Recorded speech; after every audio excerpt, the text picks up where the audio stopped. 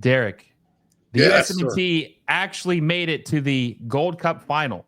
And it's like one of those things where you're like kind of happy, but you're also, it's like a sad happy Yeah, because, it didn't look good in the beginning, like against Turkey or Switzerland, that we might have a lot of issues. sure. But we got to the Gold Cup, man, the Gold Cup final. And honestly, the path there was not too brutal. I mean, it was actually kind of easy. Yeah. But how are we feeling about our uh, appearance in the Gold Cup final? Well, I guess it really depends where you're coming from when you are evaluating this team as we move forward. If you are the kind of guy who's just like, I'm just care about this Gold Cup and that's it. I want to win the Gold Cup. Then you're happy, I guess, that we're in the final, right? Even though that last game versus Guatemala was pretty bad, outside the first 20 minutes, which were really great. And then it went to really bad. I tend to look at this as building towards the future. Hey, if you're enjoying the video, make sure you give it a like down below and subscribe to the channel if you haven't already. We're trying to hit 8,000 subscribers by the end of the Club World Cup. And with your help, I know we can reach that goal. So make sure you subscribe if you haven't already and hit that little bell notification so you never miss any of my videos. Now, back to the video. I'm looking at. And so, in that way, I'm concerned.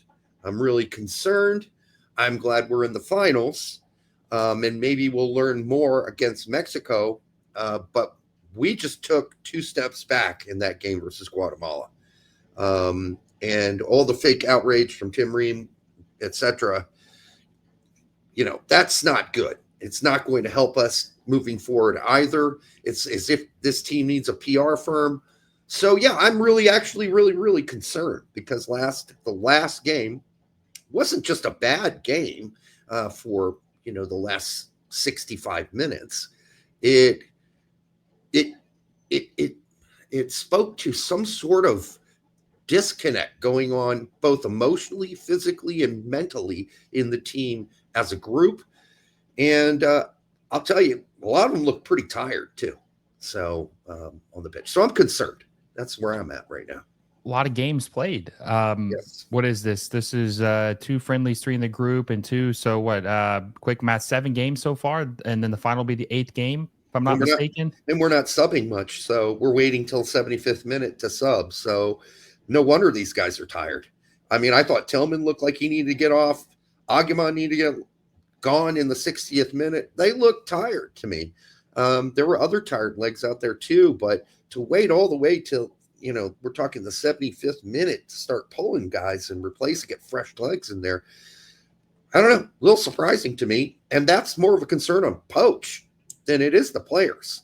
Actually, most of the way we set up and played yesterday after 20 minutes was concerning to me, and that's mostly on Poach. I'll be really honest with you. That's really not so much on the players. It was Poach's decision to sit back and hit on the counter after we were up 2-0. That seemed pretty obvious to me. No, I agree. One positive note I'll say though, and then we'll get into some negatives. Yeah, is you gotta have at least one positive comment. Obviously Diego Luna looked really good. Oh yeah, Very lively in the yes. first 15 minutes, 2 goals. One thing I'll say though is that with the trend we saw earlier in this camp, is that if there was any sort of adversity, they kind of normally folded and they just were screwed the rest of the game. Mm-hmm. I feel now we didn't have any adversity in the last 2 games where we were down, but we did have adversity of obviously going to penalties with Costa Rica where we could have lost that game. Yes. And then obviously against Guatemala as a team we should win.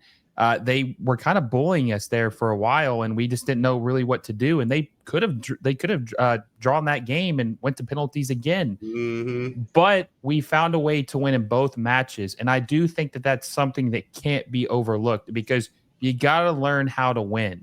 You got to learn how to figure things out when things are hard. So that's one positive I would say that's came out of at least the late part of this camp.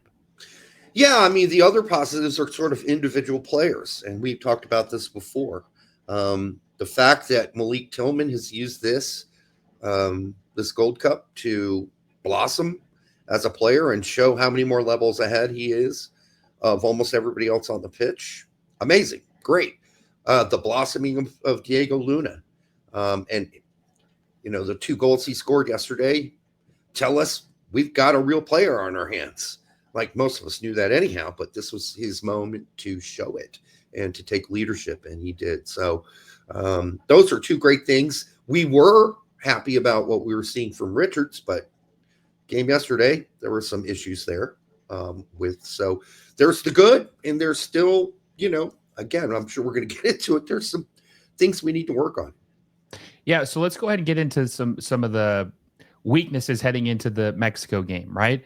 Yeah, I agree with you. Chris Richards was shining early on, and I feel like he started to, I don't want to say regress, but I do think we've seen some holes in his game, and maybe he's having to do a little more in playing next to old man Reem.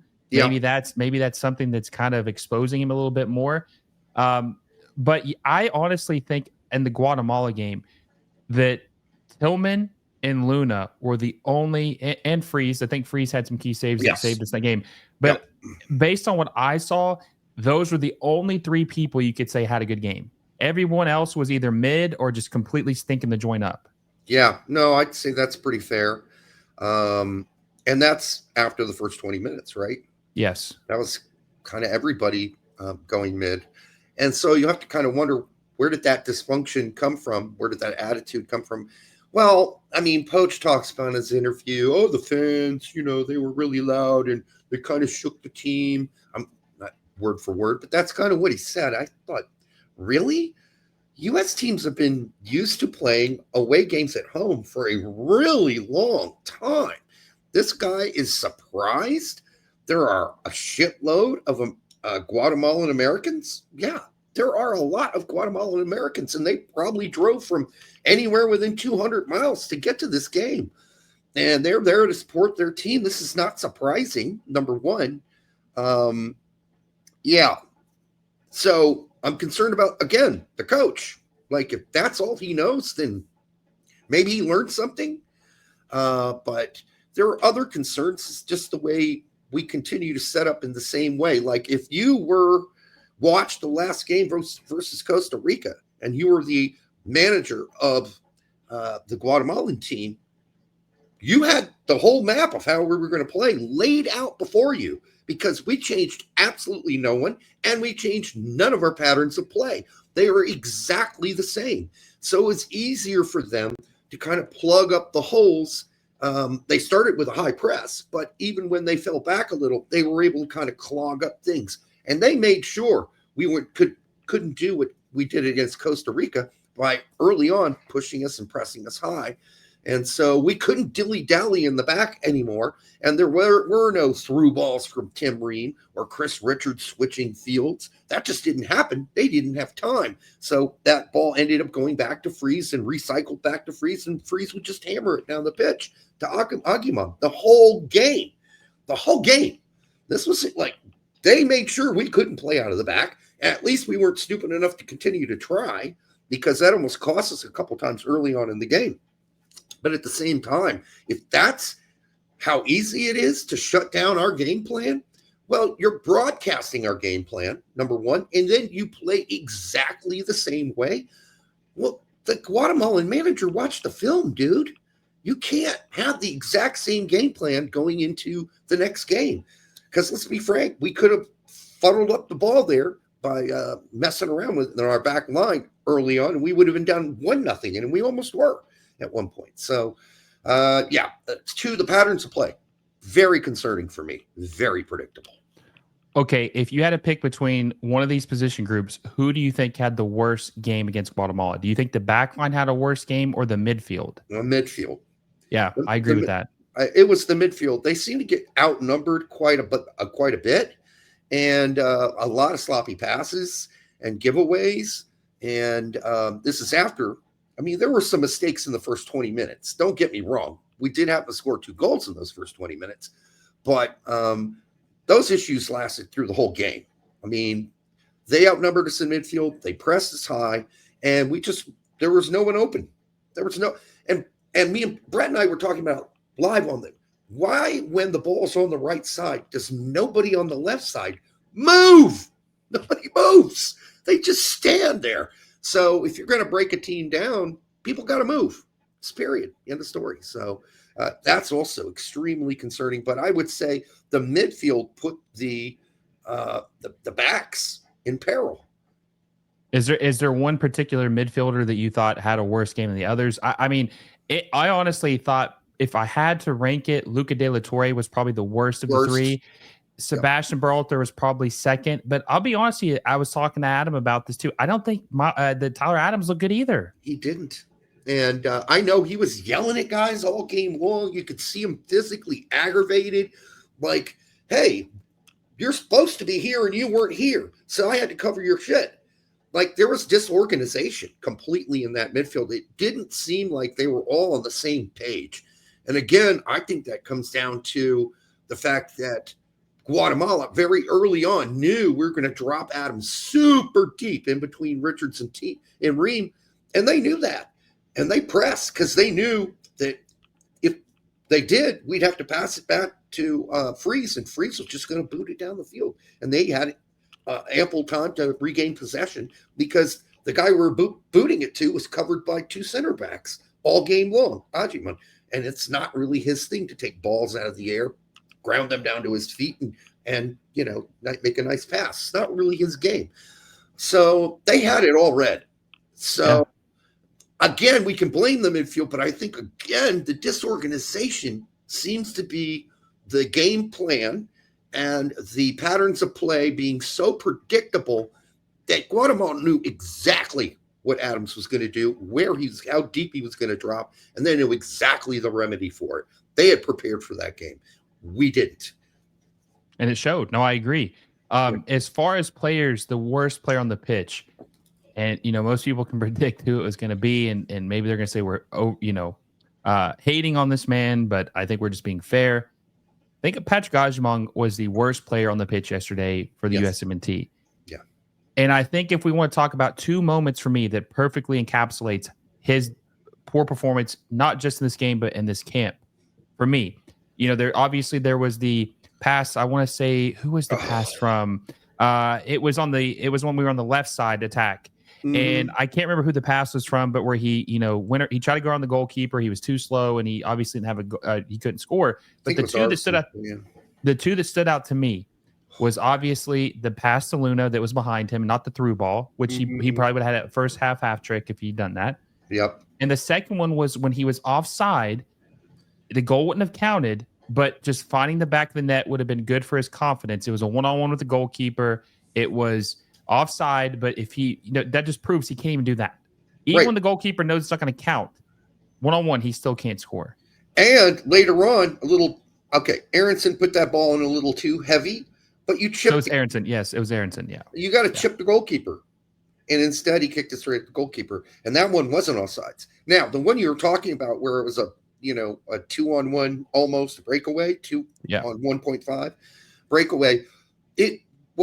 The problem with what he did before the pass was the problem, actually, because the way he angled his body was straight at the defender, not leaving space on the right of the defender so he could curl it in behind the defender with a pass. He left himself a shitty angle. If you swerve that more to the right, you're going to force that defender to come commit to you a little more. But he was dribbling straight at the defender, making his defender's job, much easier to cut off the angle. Instead, he needed to go a little bit right to pull that defender a little more towards him, and then you just tap it over there onto the left to a running on Luna. So the mistake he made was, 2 seconds before the bad pass. He had decided this is a problem with a little bit of soccer IQ, and if you can gain that, that's something even at 24 and going forward, he can get better at this. But it was just a bad angle. He took the wrong angle, and that made that pass that he was going to make, which should have made anyhow, more difficult than it had to be because he didn't draw the defender away from Luna towards him a little more. Ajiman, I wish him the best at Derby if that deal is finalized, and I can't for any reason think why Clit is not going to take the 10 million plus. I mean, just take it already. It's a steal. It's an absolute steal. Take the money And I wish him the best. And you know what? I'll be really honest with you. I think he'll do all right in the EFL against like the bottom 8, the bottom 10 in the EFL. He's going to be a load to handle for some of those teams, especially the promoted teams. They're going to have a whole hell of a problem handling that body in the EFL. So he might have some limited success there. I think he probably will. I mean, I wish the best for him. My whole concern, which we'll talk more about, I don't want to spend too much time ragging on this guy, but my main concern is that if he can't out physical Haiti and Trinidad, I just don't know if he can do that at the championship level, because some think the championship might be more physical or as physical as MLS. Yeah. And he really isn't a lethal goal scorer in Major League Soccer either. I think his season high is like maybe 12 goals, maybe. And I just think that's going to be maybe a tougher league because it's going to be out of country. It's going to be, it's the human side on top of the playing ability and the different league adjustment. We saw Daryl DK, who was really good in MLS, had that spurt with Orlando City. Then he went to, I think it was either Barnsley or Burnley. I think it was Barnsley, if I'm not mistaken. He had a really good couple games. I think he had like 9 goals in 19 matches, and then he tore his Achilles. Right. And then he's never been the same.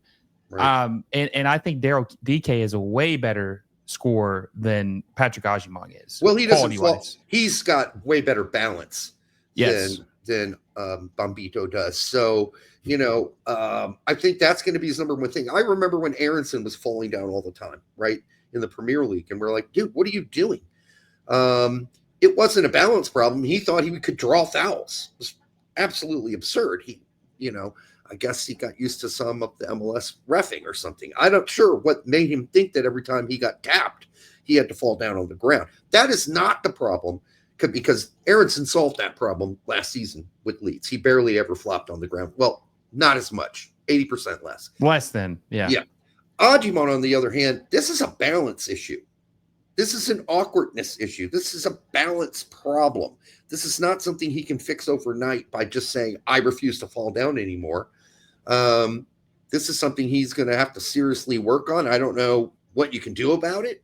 In that way, I'm not an expert, and I've never had a problem with falling down, so I'm not sure what his balance problem is. But I don't know how you fix something like that. So it's going to be rough. So you're right. He might just fall down way too much in the EFL, and I guess we'll find out soon. We will. Yeah. Maybe we'll see how long he lasts over there in general. But let's talk about Mexico. We're playing them. This is probably the CONCACAF is just down so bad. Like, it is down so bad. It is. This is probably the least exciting matchup we have against Mexico in the history of matchups. The fatigue is real. It gets exhausting when your only competent rival or challenge is one team and you play them all the time. But I still, having said that, I still want to win this game because I think it's good motivation. It'll be Poch's first trophy with the USMNT. How do you feel? We just talked about the Guatemala game, the deficiencies. Are you feeling optimistic, or do you think we're going to get the doors blown off of us? I think we're probably, and I hate saying it, nobody takes joy in saying this, if the sleeping giant that is Mexico, because on paper, they're looking really a lot better right now. I think we need to be scared because Raúl Jiménez came out of his slumber. Yeah. Okay, last night too. And they're not even starting guys like Santi. It's crazy. And if they just have a good night, if they live up to their general expectations, they should easily win this game 3-0. I hate saying it. It's not what I want. I would love to see a potential. I'd like to envision our team fighting hard and keeping it close until the very end or something like that. But I just don't see a way we can win if Poch changes nothing. And that's really my big problem here. I don't think Poch is going to change a damn thing. I think we're going to see the exact same starting 11 and the exact same setup. I don't think he's going to change a darn thing. We're not probably going to revert back. We might revert back to early where we made Freeman play as a right center back and we played a back three, we might see that. But if that's his only other trick in his bag, then we're in trouble. We're in trouble. And no, I agree. It's not, again, on the players. It's not an indictment of the players. It's more of an indictment of, I don't think Poch has figured out this whole thing with this team yet. And okay, he hasn't had that long with them, but it's been a month. Surely they figured something out, how to operate as a team to compete. If we play like we did against Guatemala, we're going to get smashed. I'm just telling you. Yeah. Oh, I agree. And if I had to pick, which I want you to do the same thing, I want you to pick one change you would make to the starting 11, and I want you to pick one player that needs to have the game of their life for us to win this match. I'll go ahead and start and let you think about who you would pick. I think know. That the one change I think we both agree would probably be Ajimong coming off for Damian Downs. And by the way, we didn't even talk about that. Just real quick, when Damian Downs came on the pitch for like the final 20 minutes, or was it 15 minutes? He didn't do anything like too crazy, but you could just see that he's a cut above Ajimong talent-wise, technical ability. He didn't even do anything spectacular, but you could just tell he's cut from a different cloth. And he can run and stay on balance. He definitely can do that. He can walk a straight line for sure. I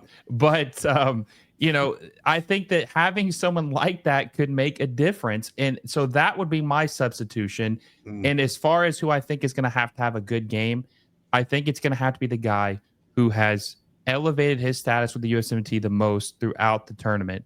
And it's Malik Tillman. I think Malik Tillman is going to have to, maybe score, but he's going to have to create chances and he's going to have to create goals. And I can't remember which match it was where he had the 2 assists. I want to say that was it the Costa Rica game he had the 2 assists? Mm-hmm. Yes. So. He is going to have to elevate because he's the best player on the pitch for us, if we're being honest. Luna's a close second, but he's the best player on the pitch. He's going to have to take the mantle and elevate everyone around him. Yeah. Everyone around him.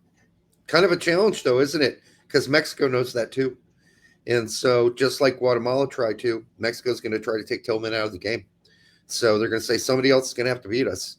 And if that's the case, then the guy that really needs to stand out next is Luna, because if Luna doesn't step up like he did versus Guatemala, we lose that game 1-0. Because, Aguiman missed that header. I rewatched that header and I'm like, how do you hit that straight at the keeper? Anyhow. And then the guy I would replace is the guy who's going to get most exposed tomorrow on our left wing, and that is Arson. We need somebody who can actually play defense because Mexico is going to come at us. And you cannot leave Arson on an island over there defensively. It's too risky. He's fine going forward, perfectly acceptable. He's, he can play MLS level ball, and that's great. But we need a guy who's an actual defender, and that's what Tolkien is. He's a defender. He's got a really good left foot. He can cross, too. But, of course, he hasn't got much time to play in this, and he wouldn't have even made the team, actually, had it not been for injuries. That's the other scary part. That's how effed up this whole process has been. So, Tolkien would be my pick because we're going to need a real defender on that left back spot. So, if I had to pick a runner up, I would say maybe, because Sebastian Berhalter's he's starting to lose momentum, and he technically was in the midfield, but they had him listed on the right side. Yeah. Maybe I didn't think McGlynn looked bad in some of the games. Maybe that's like an honorable mention. But as far as everything else, I don't really hate any of the lineup. Now, some people have been saying maybe take De La Torre out because of how bad he was and maybe put Cardoso back in. Right, but I don't know how his ankle is. Depending on how his ankle is, exactly, yeah. But Cardoso, I don't know. I think his confidence is just kind of shot for this camp. I don't really see the redemption happening after he's played pretty bad and all the chances he's gotten. I just think that the most important thing, and I've been saying this in every post-game recap I've done, you can't beat good teams if your striker cannot score. Right. And if Patrick Agyemang can't score against good teams, which he can't, let's be honest, he hasn't, then you got to roll with Damian Downs. And even if you don't know what he is, Derek, let's be honest, we don't know what he is. We really don't. But, Well, but I've watched at least 10 current games last season, so I have a pretty decent idea. But yeah, USMNT wise, we don't know though, because there could be two halves with we know Tillman's good with PSV, but USMNT was a no show until recently. But either way, I'm willing to gamble on the unknown rather than what we've seen from Agyemang. I would agree. Yes. Let's dive into the unknown. I don't think it's really that. I mean, people talk about this thing where, Sargent, for instance, comes to U.S. men's national team, doesn't bring his Norwich form. I get it. Is that sometimes all on the player, or is that sometimes on the setup and the formation and the patterns of play being different than it is at the club? And is it something that, not just talking about Sargent, but in general here, do players who are really skilled and effective at their clubs and can't translate that to country, is it always their fault, or is it sometimes the situations they are put in and the way things have been put together that doesn't really play to their strengths? Something to think about, because there's a lot of people out there saying, that this is a black and white sort of thing. You're either, good at both, or, you just generally suck as a player because, Sargent doesn't, before he flies over, for instance, to play for the U.S. men's national team, he doesn't take idiot pills. He doesn't suddenly become an incompetent boob. So, and that goes for Tillman too. He doesn't fly from PSV over to the U.S. men's national team and just become a complete turd, right? I mean, something's going on here that the manager can't get the best out of the player sometimes. It's not the time zone shift. There's no it's not that we're like the Bermuda Triangle. Like maybe their abilities just turn off when they enter the Eastern time zone. There's some sort of fairy dust that sprinkled on them that makes them totally collapse as players when they come play for the U.S. men's national team. We need to check who their airline is. I think that could be I think it could be it. It's the airlines. So, we see these black and white arguments. Yeah, well, he's good for Norwich, but he sucks for the U.S. men's national team. Or he's good for PSV, and he sucks for the U.S. men's national team. Or he's good for Real Betis, but he sucks for the U.S. men's national team. Okay, yeah, they weren't good. But there might be other reasons for that. It could be confidence in Sargent's case. It could be an unfamiliarity with the system that you don't have much time to learn under a brand new manager. That can make you look kind of incompetent too. It could be a lack of connection and communication with teammates you don't really generally know that well or have played with that much. So we need to take all of those things into consideration before we just write off players, because a lot of people they've written off Cardoso, and they had written off Tillman. And look, Tillman's made himself a superstar. So let's not just write people off, is all I'm saying. No, I agree. And, they say hindsight's 20/20, but after what we've seen, I would have taken Sargent in a heartbeat for the entire camp and just rolled with him every game and just see what happens. Because obviously we're not content with what we've seen. If Sargent played remotely close to the way he played at Norwich, he'd probably have like 5 or 6 goals in this camp. Yes. And why is it that Cardoso and Tillman get to have a redemption tour? All right. And only Tillman right now, because of injuries, only Tillman has made and redeemed himself and become the kind of player we thought he was for this team. Yeah. Why didn't Sargent get a chance to redeem himself against some minnows in CONCACAF? I think that would have done miles for his confidence. But, as we've all said before, that's water under the bridge at this point. I suppose we have to move on. And I guess we're going to see what we saw last game. We're going to see Bambito start at center forward. Yeah, and also, too, before we go, I want to say that I think Pochettino is a strong personality, and he's obviously not going to let anybody push him around. And we've seen that with Pulisic, right? He wasn't going to dictate what was going to happen. Maybe that's another thing. Maybe the players we see here now were cool or just meshed well with him in the conversations they've had. Other players, maybe there just wasn't that, I want to say connection, but you get what I'm saying. They're just nothing there. He didn't want to bring them. He doesn't like their profile, their fit. They're cut a gym, whatever analogy you want to use. So maybe, I mean, because think about it, man. Some of these guys would never have been even under Greg Berhalter. I don't think Ajimong would have ever played under Berhalter. I No, don't think he would have. No, I don't think so at all. I think you would have seen Sargent. Yes. Not only because Greg has known Sargent for a long time, and he was kind of a part of bringing him through the youth teams all the way back and quickly up into the national team. But, the thing with Poach is the players on this team right now listen to and heard a bitch slap happen to the players that were not and are not here.